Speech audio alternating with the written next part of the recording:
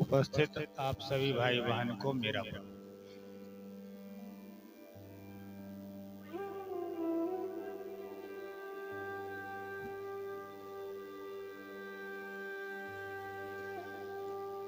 देखिए, इस आयोजन में हम आप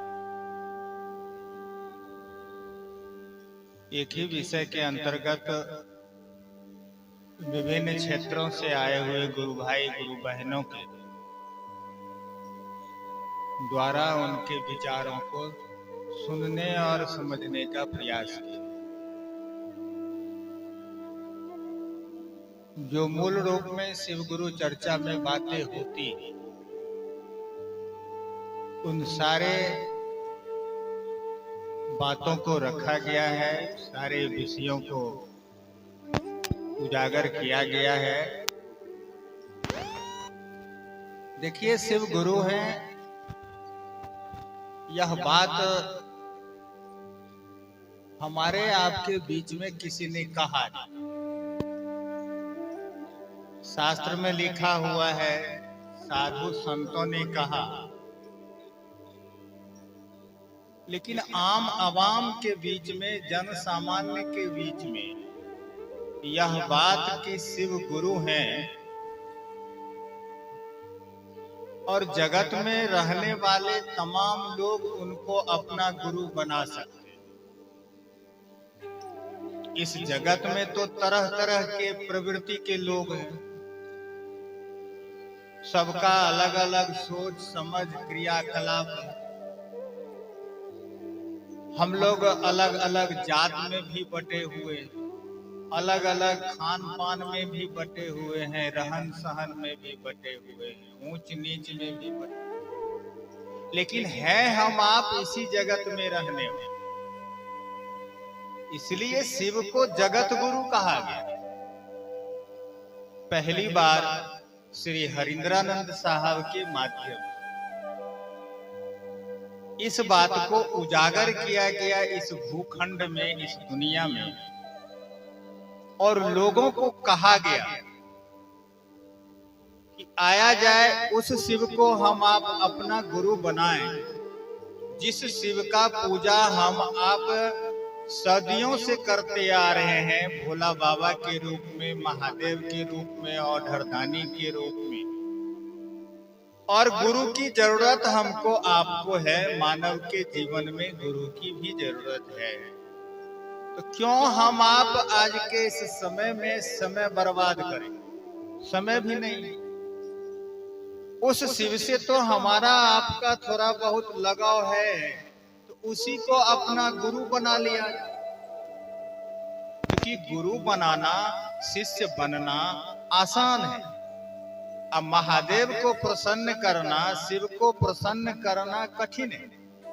उसको प्रसन्न करने के लिए भी फिर गुरु के पास ही जाना पड़े। बिना गुरु से तो हम आप ईश्वर तक जा ही नहीं सकते। इसीलिए साहब ने कहा कि उसी को गुरु बना लिया जाए, और गुरु बना के उनसे हमारा आपका गुरु और शिष्य के रूप में रिश्ता कैसे बरकरार रहे, बना रहे, बन जाए, यह रिश्ता टूटे नहीं, इसके लिए उन्होंने जो रास्ता दिया, उस रास्ता पर बात हुई है और होता ही है शिव चर्चा में अमूमन। उस रास्ता को अपनाया जाए, उस रास्ता को आत्मसात किया जाए, उस रास्ता को धारित किया जाए और उस रास्ता पर अपने मन को चलने और चलाने का कोशिश किया जाए। और वही रास्ता जो पहला सूत्र में अपने गुरु से दया की याचना, दूसरा सूत्र में अपने गुरु की बात करना, और तीसरा सूत्र में अपने गुरु को नमन करना।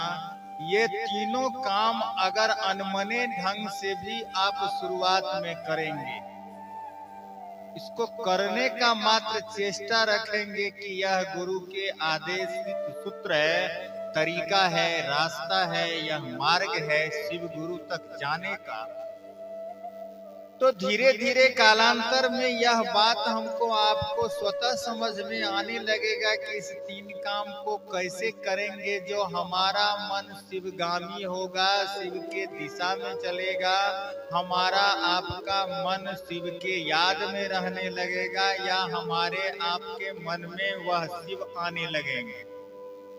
इसीलिए इस तीन काम को समझा जाए और इस तीन काम को करने का कोशिश किया जाए। बहुत सारे लोग घोषणा कराए हैं, अब जो भी समझ के आप घोषणा कराए हैं, लेकिन घोषणा कराए एकमात्र आपका नाम का घोषणा हो गया, अंतरिक्ष में यह शब्द चला गया कि फलाना नाम का व्यक्ति अभी से शिव को अपना गुरु बना रहे हैं।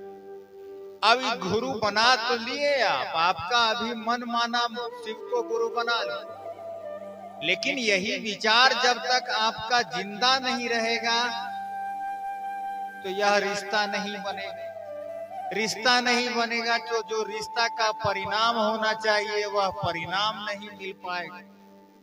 इसीलिए अगर परिणाम लेना चाहते, रिश्ता बनाना चाहते हैं तो घोषणा कराए हैं, तो इसके लिए आपको इस काम को करना चाहिए, इस काम को करना पड़ेगा। और करने में आपको न पैसा लग रहा है, न कुछ छोड़ने और न कुछ पकड़ने की बात हो रही है, न घर छोड़ने की बात हो रही है, और न और कोई चीज छोड़ने की बात। मात्र इतना ही बात को दोहराना है, कहना है, मन ही मन कहना है कि हे शिव आप मेरे गुरु हैं, मैं आपका शिष्य या शिष्या हूँ, मुझ शिष्य या शिष्या पर दया कर दो। यही बात को आप दोहराते रहेंगे भर दिन भर रात, जब जितना मन करे तब, तो आपके मन में लगेगा कि नहीं शिव गुरु को अपना गुरु बनाए हैं और दया मांगते हैं, तो मेरे स्तर पर कुछ अच्छा लग रहा है, कुछ फीलिंग्स हो रहा, अनुभव हो रहा है। तो आप दूसरे से कहने लगिएगा, अपने मित्र, अपने दोस्त, अपने पड़ोसी, अपने रिश्तेदारों से कहिएगा, उनको भी कहिएगा कि चलिए शिव का पूजा करते ही थे, उन्हीं को गुरु बना लिया जाए। बड़ी अच्छा लगता है जिस दिन से हम शिव को गुरु बनाए। चर्चा हो गया। अब तीसरा सूत्र में यही बात कहा गया कि जब शिव को गुरु बनाए हैं, आप बनाएंगे आप तो प्रणाम करना चाहिए। तो प्रणाम करने के लिए नमः शिवाय कहा गया कि नमः का अर्थ नमन होता है, शिवाय का अर्थ शिव। तो शिव को गुरु बनाए तो शिव को प्रणाम करना है। वैसे अपनी भाषा में भी हम प्रणाम कर सकते हैं कि हे महादेव आप मेरे गुरु हैं, मैं आपको गोर लगता हूँ, क्योंकि वो तो सब भाषा के मर्मज्ञ हैं, सारे भाषा को वो जानते हैं, हमारे आपके रग रग के बारे में वो जानते हैं। तो हमारे आपके भाषा को थोड़ी नहीं जानते हो, तो भाव को जान लेते हैं, तो भाषा तो छोड़। इसीलिए उनको भाव चाहिए, और ये तीनों सूत्र से हमारे आपके अंदर में शिष्य का भाव जागृत होगा जब यह विचार ठोस रूप लेगा। और यही भाव जो है धीरे धीरे रिश्ता में परिणत हो जाएगा, क्योंकि भाव से ही संबंध बनता है, अब भाव से ही बिगड़ता है। भाव टूटता है तो दोस्ती हो जाता है, अब भाव जुटता है तो दुश्मनी हो जाता है। या इसको उल्टा दीजिए, भाव जुट गया तो दोस्ती, अब भाव टूट गया तो दुश्मनी।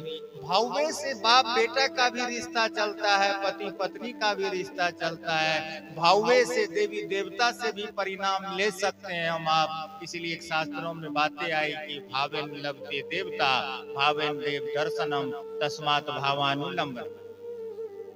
तो भाव चाहिए, शिष्य का भाव चाहिए, वह भाव हमारे अंदर ही है। वही अंदर के शिष्य के भाव को यह तीन काम जगा देगा। इसीलिए हम लोग कहते हैं कि जागा जागा महादेव। इसका मतलब यह नहीं है कि वह महादेव सोया हुआ है, हमारे आपके अंदर में जो शिव बैठा हुआ है वह सोया हुआ है। हम आप जो मानव के रूप में दिख रहे हैं, यह मानवता हमारा आपका सोता हुआ चला जा रहा है, सोता चला जा रहा है। जो हमारे आपकी समाज और परिवार की स्थिति देखने को आपको मिलता होगा, हमको भी मिलता है। इससे नहीं लगता है हमको आपको कि मानवता कहाँ चला जाए। इसीलिए पुनः यह जग जाए। एक आदमी का नहीं जगे, एक आदमी के जगने से नहीं होगा अब सुधार। इसीलिए साहब ने कहा कि जागा जागा महादेव, यानी अपने अंदर के महादेव को जगाया जाए। और अब तो घोषणा के समय ही मात्र जागा जागा महादेव का उद्घोष होता है, इसलिए कि इस उद्घोष से उस नाम को अंतरिक्ष में भेजा जाता है। इसीलिए इस तीनों काम को करना जरूरी है अगर हम आप शिव को गुरु बनाए हैं और अपने नामों की घोषणा यहाँ कराए हैं तो।